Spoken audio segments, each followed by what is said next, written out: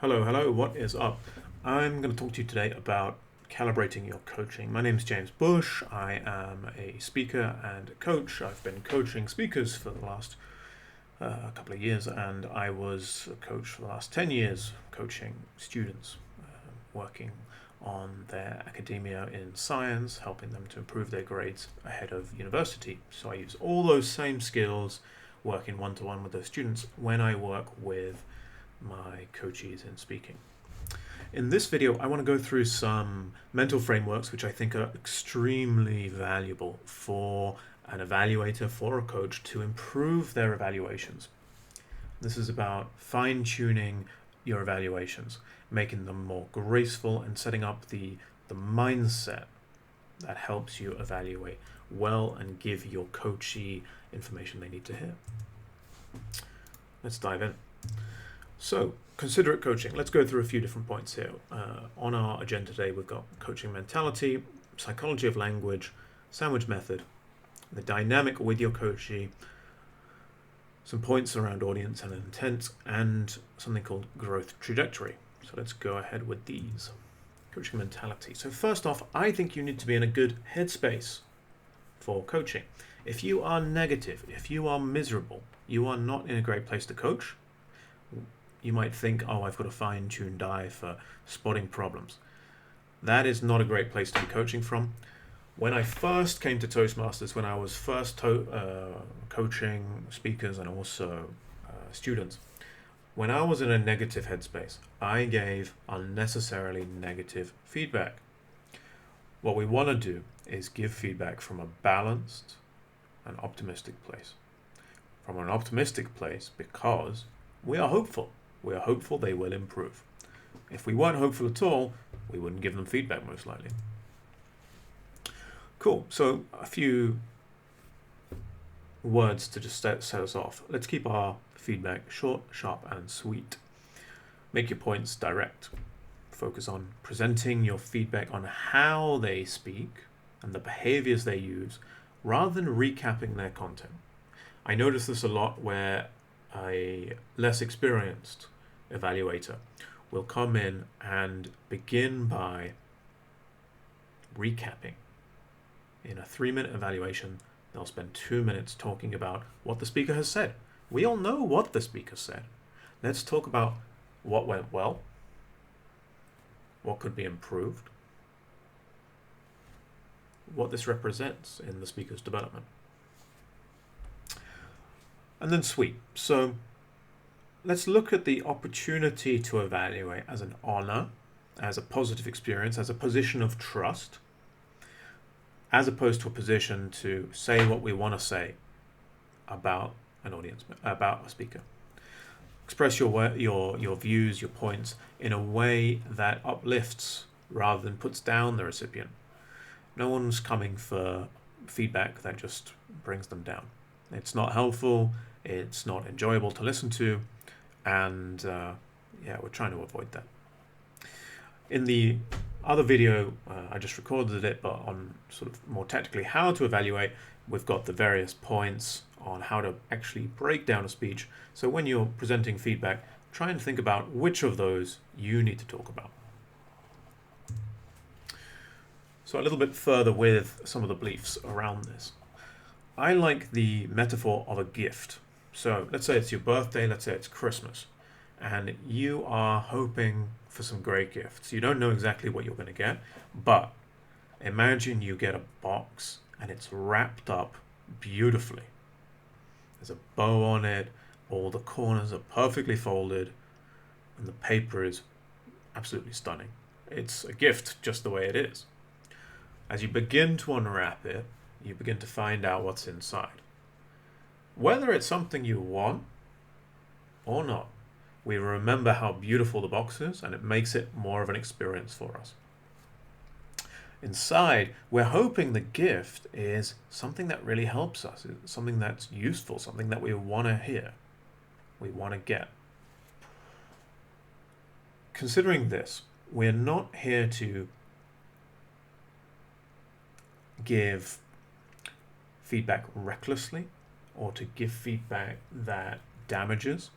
So Some people talk about constructive feedback or destructive feedback. For me, it's constructive feedback or nothing. I don't give destructive feedback. It's not my intention ever, and I'm very careful about, is this becoming destructive or negative? I don't want to go there. If I'm doing that, then I should have a conversation by myself, with myself, about, well, why do I want to say that to these people? Do I have a problem with them? And I should address that by myself rather than venting an emotional charge at the speaker. If it seems like something has triggered me from the speech, I need to get that out of the way so that I can evaluate the speech's merit without my lens clouding it all up. So feedback for a speaker is extremely valuable. It's an opportunity for their ideas, which have been floating around in their head, to meet contact with the outside world. And they get to get a sense of how they're perceived, how they come across. And many people go through life for years without actually getting that. Package it valuably. You wouldn't buy an expensive gift and then put it in a recycled Amazon box or something like that. No, you would wrap it at least as well as you'd hope a gift of that caliber would be packaged. Power of one. People have a limited ability to retain anything you talk about. I remember this problem all the time when I was working with students, 16, 17, 18-year-olds, and we'd spend an hour, 2 hours going through material. And then a week later, we'd have another session, and we'd go through the same material again. Retention was the biggest problem. They could understand my points in the session, but retention, the ability to hold it in mind and recall it the next time around, was the major limiting factor. Often as a coach, we can pick out 1, 2, 3, 4, 5, 10, 20, 100 things that the speaker could work on. But that's not useful for a speaker to receive. More often than not, if I'm packaging more than 3 pieces of feedback, which are points to improve, into my evaluation, there's just too much there. What I generally find best is, let me focus on the one thing which I know will help them most. Well, Mr. Speaker, you were staring at the presentation screen rather than looking at us in the audience for the majority of your speech, from minute 6 until 33. That's what you were doing. You were reading off the screen. You would have more impact and more connection with your audience by learning some of those lines using a few cue cards and facing your audience rather than facing the screen. That is a clean bit of feedback. It's one single point which the speaker can listen to, grasp a hold of, and work out if they want to work on that or not. When I give perhaps a side bit of feedback, I'm beginning to show off, I noticed a few things here. It can have multiple effects. It can have the effect of demoralizing a speaker. They'll feel like, oh, there's so many things wrong with my speaking. It can put them off. They can feel like, oh, this guy's nitpicking. He's just finding problems for the sake of finding problems. And then we arrive at the problem of the speaker might not even remember what you were talking to them about. Often a speaker comes off of a high after they're done speaking. It's an experience to speak, and the adrenaline causes us to go through an emotional experience, which as we come off the stage, that experience subsides.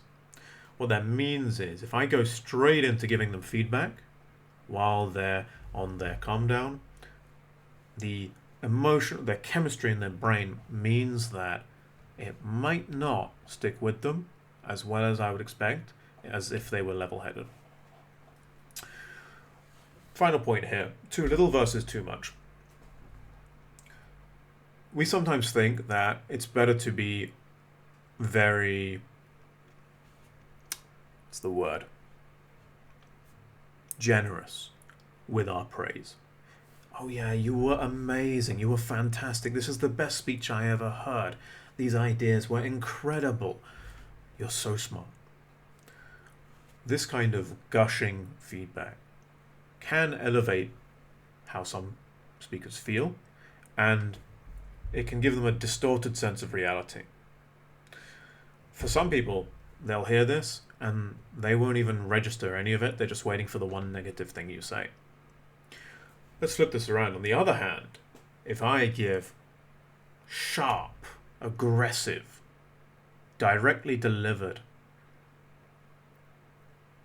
negative feedback or harsh points to improve, and I deliver them without a sense of care and pacing and consideration for how it's landing, I'm destroying the relationship and I'm destroying their confidence.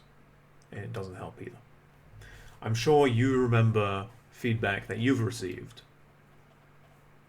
which still haunts you to this day. I, for one, received some feedback about 17 years ago. A teacher said I was wet behind the ears. In English, it means like you're naive. I had no idea what it meant, and I just innocently asked the question. I don't even know what that means. What does that mean? He said I'm too naive. And I really took that to heart. I was just trying my best and showing up. It still sticks in my mind. And it created a bit of a rift because I stopped showing up authentically with him because that hurt, and I was not mentally ready to receive feedback like that. It came from nowhere, in my opinion. So all of these are failures of the coach, not the coachee. If you're saying it, it's your responsibility to work out how you're going to say it and to take reasonable precautions for the impact it might have. We can't control exactly the impact it has on people, but there are some things we just shouldn't say. We shouldn't swear. We shouldn't be way too harsh because we know it's going to have the wrong impact. So, psychology of language. Word choice is really important, and there are some words which have outsized impact, both negative or positive. So, let's look at a few things. When we evaluate, I will always encourage you to evaluate the speaker's behaviors rather than who the speaker is or how they come across. One is changeable and the other is more about who they are in their essence. When something's changeable, you say, you don't like the color of my t-shirt. I can change t-shirt. If you say, I don't like your face, I can't change that. I'm stuck with this. When I speak to a speaker, I'm talking to them about things they can change, not things they're stuck with. The example here, you seem nervous. Well, it doesn't necessarily help them. They might not feel that's something they can change. They might feel they're a nervous person. Let's break that down by looking at it as a behavior. I notice your pace accelerated at this point. What you can specifically do with that is you can pause after this word, this word, this word. We're trying to avoid labeling someone. We're here to help, not to label and judge. Evaluation and coaching is different than judging. So, intentional vocabulary. Every word's a choice. Unintended negative words can have a massive impact on people. Choose your words carefully. You can avoid setting off traps, is the best way I could put it, before your point lands.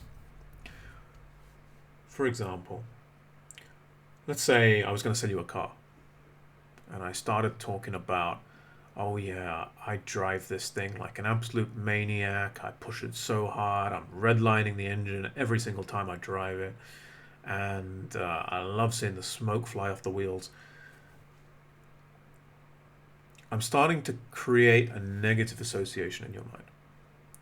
Maybe with specific words, I might use the word cheap. This car's so cheap.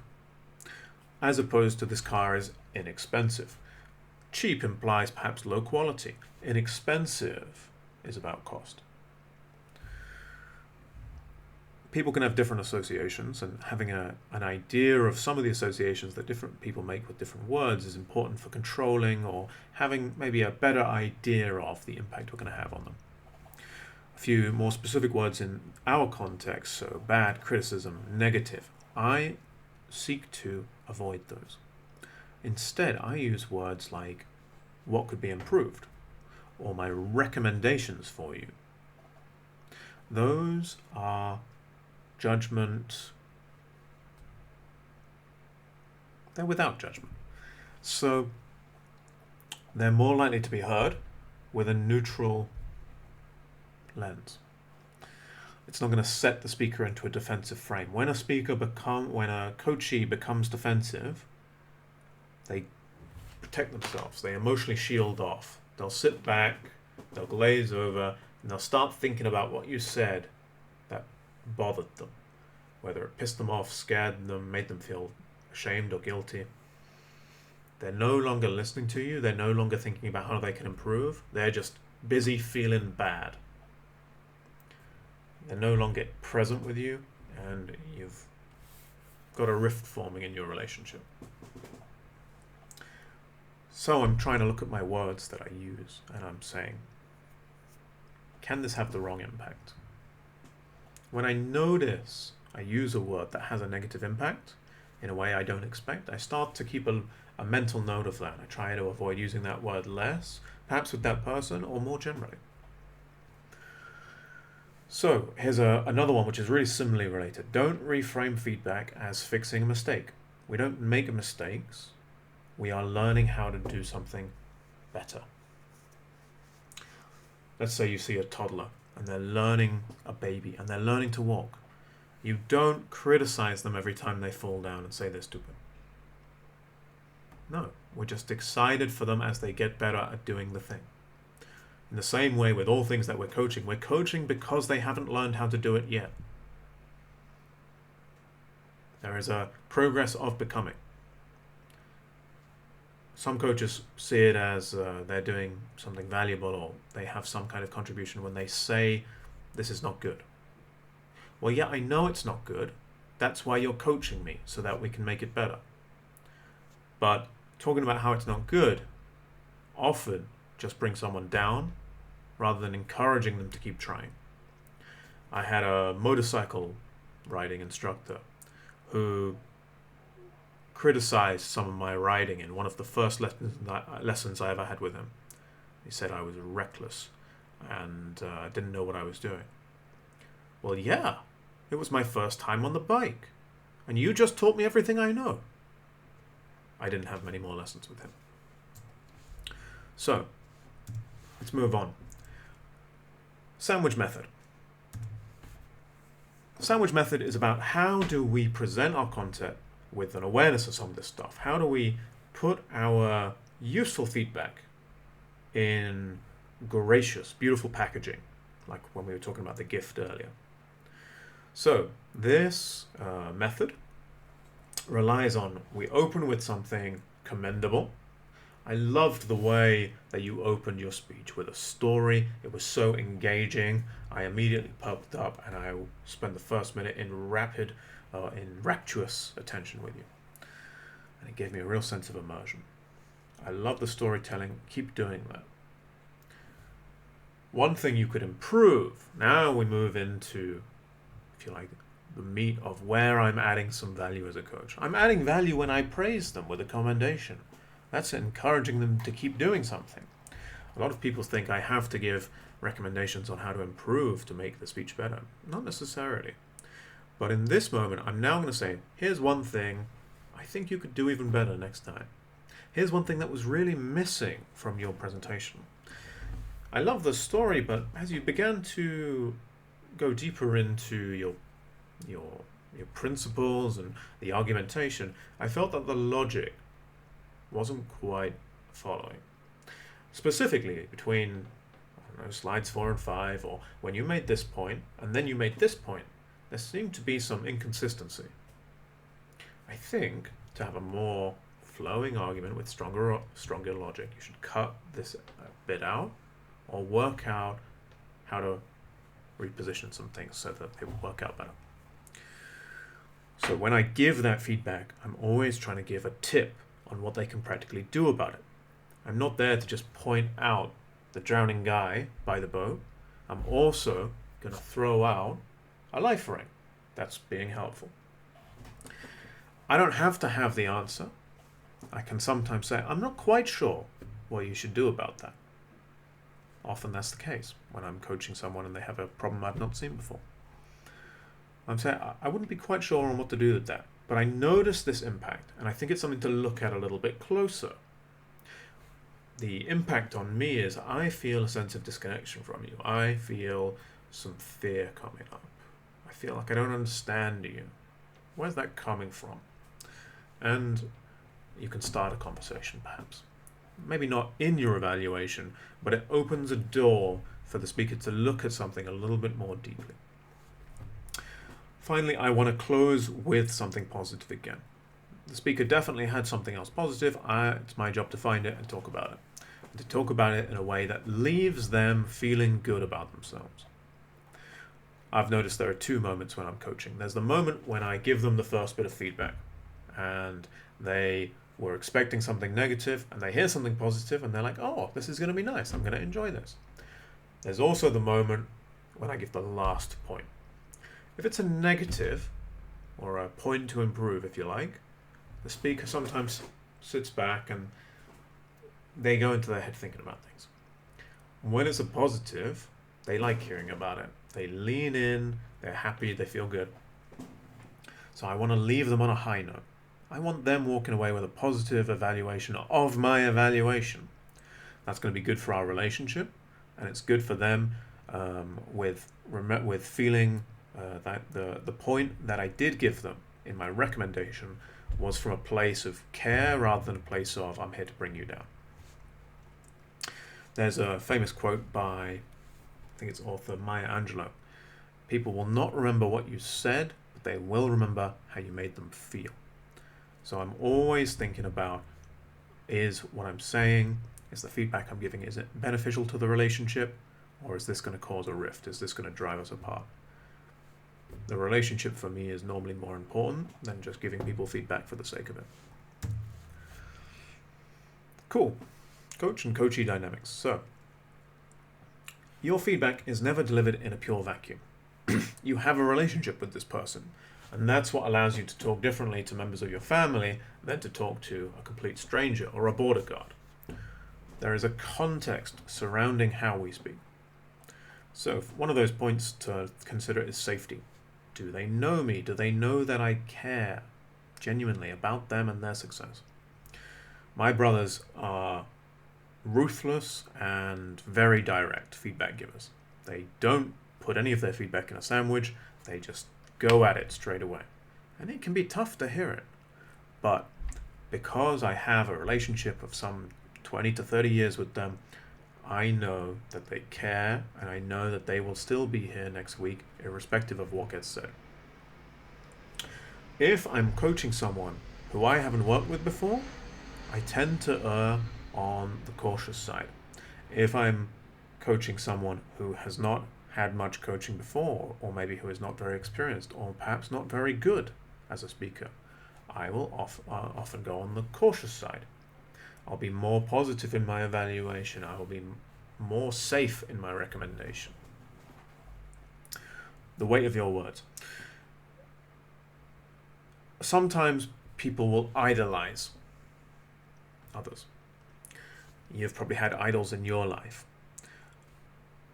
When someone starts to, let's say you're seen as a very strong speaker, or a real genius, or someone who's worth listening to, who's got influence, your words carry additional weight.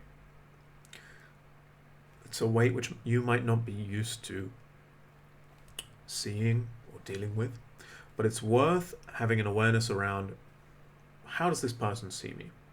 If they see me as a top-notch evaluator, but I'm very ruthless with them, then they are going to think that this is an objective evaluation of them, and then I've noticed that they might take that to heart more.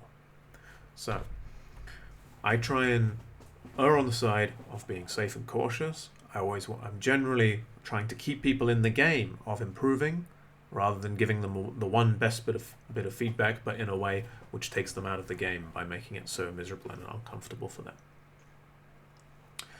One exception is when I'm working with someone who might be open to some more blunt feedback, if it really gets them somewhere, a little bit faster. This is usually reserved for when I have a coaching relationship with someone. Perhaps we're working in longer sessions, or they've paid me directly to work with them and to help them achieve an outcome. For example, I was coaching an engineer who was pitching for the startup capital. And he was going to these venture capital funds asking for huge sums of money, hundreds of thousands of dollars. It was important for him that he improved his speaking very quickly. It was less important for him that him and I had a strong relationship. So I was helping him by saying very clearly, this is what you did, this is the impact. I'm not trying to be negative and harsh and aggressive, but I'm trying to be direct and blunt so that he knows exactly what my position is with no fluff and no processing time to try and uncover or work out what I'm saying. Cool. Audience and intent alignment. What was your speaker trying to do? In a different video, I looked at how the purpose of a speech, maybe to persuade, to inspire, to entertain, is important. When I evaluate a speech, I have my assessment of, do I think the purpose was met? Part of my job as an evaluator is to try and share what I think the audience might have said. If they could speak up, if I have a sense of like everyone's feeling this, maybe because everyone reacted at the same moment. Or maybe I heard some things in a break. Or while the speaker was talking, I noticed 10 people were on their phones or completely checked out. Everyone is sending a message of, I like this or I don't like this. This is boring, this is interesting, this is fun, whatever. I'm trying to escape my personal preference and I'm trying to be objective. That's more useful for an audience, for a speaker, than me just giving my personal hot take on everything. Then I think again about the intended target. So, what were they trying to do? Let's say they were trying to be persuasive. They might have given a fantastic speech, but if at the end I am not persuaded, I need to ask, well, why is that? Is it something just about me? In which case, maybe I don't need to talk about it. But perhaps this is something about how they presented as well. Well, Mr. Speaker, this was a very good speech and very compelling. The aspect that I'm missing, though, is I do not trust you. I don't believe you have enough credibility to talk about this. What I would like to have seen is this, this, and this. Again, this is about helping them to hit their target. What was their stated intention? In Toastmasters, we have an objective in many of our speeches. Did they meet that objective? And if not, why not? What got in the way? So, growth trajectory. Here's another point which I think is quite useful, especially when working with speakers who either are extremely ambitious or who are very inexperienced. Absolute skill level is the wrong unit of measurement. Why? Because when we are first learning, let's say I go to a jiu-jitsu class and I'm a jiu-jitsu white belt and I've done this. I am not there to be compared against a black belt because a black belt has trained for 8 years. It's a meaningless and unhelpful comparison. What I want to be compared against is, how did I do this last time? Or how does doing this movement right look like? I want to be treated in a way of like, I'm not expected to have figured everything out. I want to clear, what does the next step of this progression look like? What does improvement look like? And I want to know about how does this relate to where I've been coming from. This is why it's helpful for me as an evaluator to have a relationship or to have seen a speaker a few times, because I can see, oh, you joined this club three months ago with this objective, and here I see you 3 months later, you're doing it. And I want to remind people that they had a goal. I want to remind people why they joined up. Because to just say, yeah, it can still be better, that's not very inspiring. I want to give someone the recognition for the progress they've got. I want to bless them for that. Progress is what we're interested in, and everyone's going to progress at different speeds. Some people will race through, and some people, they're just taking it a little bit slower. The speed of progression is less important because that's up to them. What we want to do is recognize the progress. So, momentum over mastery. Here's a point for thinking about. Do you want to focus on the biggest issue the speaker has? Here's the one thing you're really needing to improve in this speech. Or do you want to see this as one dot in a series of many, one link in a chain of many? Sometimes I work with a speaker who has really messed something up in a specific speech. But honestly, I don't talk too much about that. Maybe they have an awareness that something went wrong, or it's just not that important. Because from where they are, maybe it's their second or third speech, that's fine. What I want to encourage them to do is continue developing their confidence. Confidence gives us the ability to take risks, the ability to try something new. When a speaker has no confidence, their learning is really going to get suppressed. I'm trying to build confidence, trying to encourage them to keep coming. If I knock their confidence, if I discourage them too much, I can set them off in a completely different course where they're no longer even part of the speaking journey anymore.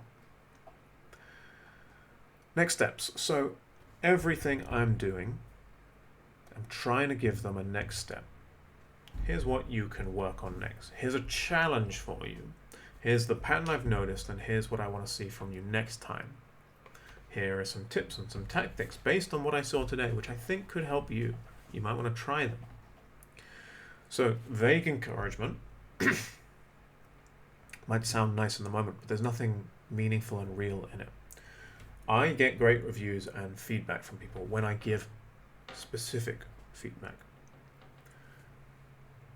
For example, I had a speaker recently who uses notes too much, and I said, next speech, I want to see you with one little flashcard with a few key points and nothing else.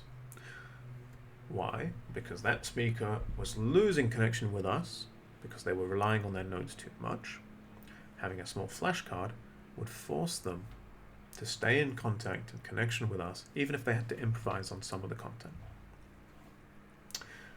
I'm also sending a message like, I want to see you keep trying new things. I want to see you grow and expand. With coaching, there is an assumption, which is we are there and we are doing this to get better, not just to show up. If I'm getting a sense that someone's really not looking to grow or anything like that, then I'm not sure it's right for me to actually be giving them much feedback. Maybe just to bless them and recognize what a great job they did. But in my experience, if I'm working with someone as a coach, they expect me to give them something useful and they want to grow as well. So there you go, six principles on what I think helps a coach move to a more advanced level. Getting into the right headspace, choosing words that really make a difference, sandwiching or sequencing well. Positive, recommendation, positive. Commend, recommend, commend. That's the way I think about it.